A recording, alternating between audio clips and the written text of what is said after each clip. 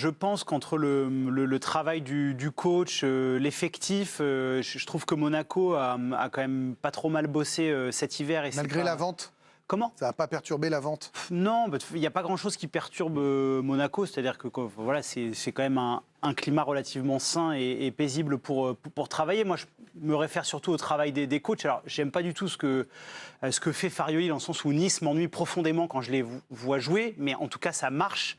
Le coach bosse, les joueurs adhèrent, c'est sérieux, c'est appliqué. Et quand tu défends très bien, comme c'est le cas de l'OGC Nice, tu as de grandes chances d'aller au bout et d'être sur le podium. Ça craque pas un peu là ? Le Vernier n'est pas en train de se craquer? Non, mais c'est des passades dans une saison. Moi, je les vois relever la tête. Honnêtement, l'ambiance est bonne, ça travaille bien. Enfin, oui, c'est une mauvaise passe, un mauvais passage. Non, mais ça arrive. On peut pas faire tout peut pas être parfait. Et l'AS Monaco, je pense qu'il y a trop de joueurs talentueux qui sont un peu en deçà pour pas que ça se réveille et pour pas que ça continue. Donc, je les vois aller sur le podium tout simplement. Giovanni parlait de Nice. On va regarder un petit peu en chiffres ce que ça peut donner. En tout cas, Nice s'appuie sur une défense très solide. 11 buts concédés par le GC Nice. C'est la deuxième meilleure défense des 5 grands championnats, juste derrière l'Inter Milan quand même. C'est lesquels les 5 grands championnats ? Parce qu'il n'y en a que 4. Hein. Comptons la Ligue 1. Si ne répondez pas, c'est un ennemi de la nation, il n'aime pas la Ligue des Talents. Ne répondez pas. Ça le nourrit, mais il les hait, c'est horrible. D'un côté, Nice est un peu moins bien quand même sur ces derniers matchs. Ils ont perdu 3 de leurs 5 derniers matchs de Ligue 1 et encaissé sur ces 5 derniers matchs 7 buts. C'est plus que sur le reste de la saison. Sur le début de saison, ils avaient encaissé que 4 buts. Benoît, je viens voir tout de suite, parce qu'on va parler de Lille avec Émilie et Olivier dans un instant, mais il faut saluer Brest. Et la logique, c'était d'aller voir Nice et Monaco, parce que ce sont eux qui y sont actuellement. Donc c'était normal de démarrer avec Giovanni. Mais Brest, enfin, je dis alors c'est eux pour le moment, non, Brest est devant d'ailleurs. Brest, fantastique. Oui, parce qu'autant Nice, effectivement, je suis complètement d'accord avec toi, Joe, c'est qu'ils sont là, grosse défense, mais effectivement, il n'y a pas énormément de beaux jeux, c'est pas un grand spectacle, alors que Brest, ça joue. Et moi, ce qui m'épate, c'est qu'ils jouent avec leurs principes, que ce soit contre le PSG, que ce soit contre Lens, que ce soit contre le dernier.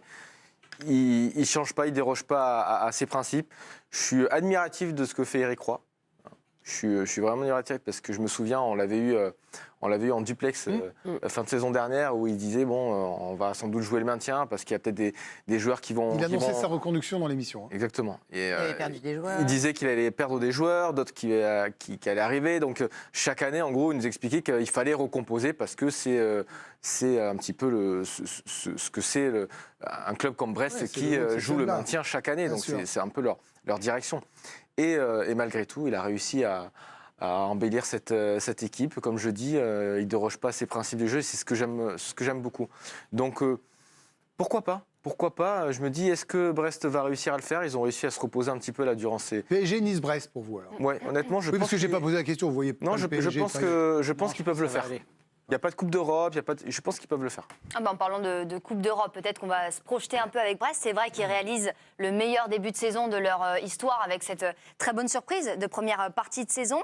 Interviewé en fin d'année, Grégory Lorenzi, le directeur sportif du club, eh bien pour lui, il s'est exprimé, il n'est pas question de parler d'Europe pour le moment. Aujourd'hui, ce n'est vraiment pas quelque chose auquel on pense, ce sont plutôt les gens qui en parlent. Nous, on reste concentrés sur notre objectif prioritaire. On a eu une saison vraiment difficile l'année dernière. Notre souhait était de rester en Ligue 1 cette année. Ce sera encore le cas l'année prochaine. Maintenant, on va faire étape par étape. Mais c'est vrai qu'il se passe des choses. À Brest, il y a le projet de nouveau stade. D'ailleurs, le 1er janvier dernier, le club a officialisé son futur nom. Ce sera l'Arkea Park, nouvelle enceinte de 15 000 places qui ne serait pas livrée a priori avant 2027, alors qu'on découvre les images de ce futur stade. Il y a aussi, on en a parlé, l'entraîneur Éric Roy qui a prolongé jusqu'en 2025, marque de confiance de la part des dirigeants. Éric Roy qui travaille super bien. Le club qui veut aussi absolument garder ses éléments forts à l'image de Pierre Melou, malgré l'intérêt de Rennes durant ce mercato. Bref, ça travaille bien, ça travaille calmement, mais on ne s'enflamme pas pour le 3e de Ligue 1. Merci, c'est très intéressant de voir ça, parce que c'est Ludo Bragnac qui disait aussi, oui, moi je leur souhaite pas la C1, parce que ça peut les faire exploser. Alors on lui répondait, mais c'était pas possible d'imaginer, vous imaginez la fierté des Brestois, la fraîcheur que ça... Non mais, pour quel bien sûr, après, et il le disait assez froidement, mais il était dans son rôle en disant on peut pas leur souhaiter ça. Alicia parlait de Pierre Melou, juste un mot de Giovanni, après on va vous voir Émilie Premier, Olivier. Ça peut donner un problème pour Brest ou pas, le fait qu'ils aient fermé la porte et que de ce que j'ai cru comprendre, elle soit aussi fermée pour cet été?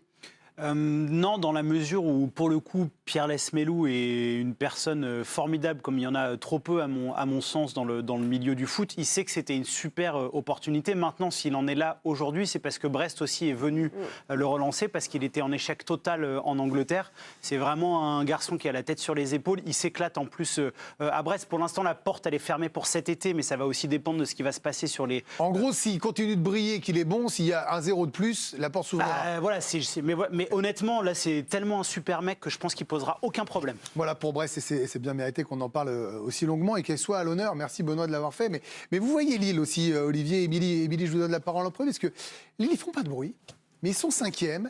Il y a Jonathan David qui commence à remarquer. Et il n'y a pas que lui. Et moi, c'est ça que je trouve intéressant du coup dans cette équipe de Lille. C'est-à-dire qu'avant, je l'ai trouvé tributaire de Jonathan David et c'était tout tourné autour de lui. Aujourd'hui, vous allez parler de Zegrova, de Cabella. Moi, le recrutement de Cabella m'a beaucoup étonné sur ses performances actuelles parce que je ne l'attendais pas à ce niveau-là. Le fait d'avoir relancé Yazici, qui est un joueur que j'aimais énormément, on ne le voyait plus, il se posait beaucoup de questions et là, il est relancé. Donc en fait, c'est une équipe pour moi qui est toute en confiance. Vous voyez vraiment un groupe. Alors, c'est peut-être aussi de la communication, mais pour beaucoup les suivre aussi sur les réseaux sociaux, on sent qu'il y a quand même un collectif qui se passe quelque chose. Et effectivement, ils ne font pas de bruit. Le coach Fonseca avance, tête droite aussi, donc, et n'oubliez pas que Lille avait déjà... C'est le président qui fait le plus de bruit à Lille, en fait. C'est pas, quand je dis ça, c'est pas forcément un reproche, c'est juste que c'est pendant quelqu'un ce temps-là, qui le parle un reste peu plus que avance. d'autres présidents. On a connu d'autres clubs où c'était pas le cas, donc là, pour le coup, ça se passe plutôt bien. Donc ouais, je les vois regagner le podium en avançant tranquillement parce que leur parcours... voilà. Après, ça peut être... La difficulté, c'est le nombre de matchs qu'ils vont avoir à faire, mais non, je veux croire en Lille sur le podium. Émilie le disait, les joueurs lillois qui se relancent, comme Cabella, Yazice, David... En tout cas, Lille est sur une très belle série depuis le début de cette saison. Ils ont perdu qu'une seule fois sur les 19 dernières rencontres, toutes compétitions confondues, avec quand même 11 victoires. 63%, c'est ce chiffre sur ces 19 matchs. Lille a gardé sa cage inviolée 12 fois, 63% de rencontres où il y a eu un clean sheet lillois, c'est quand même impressionnant.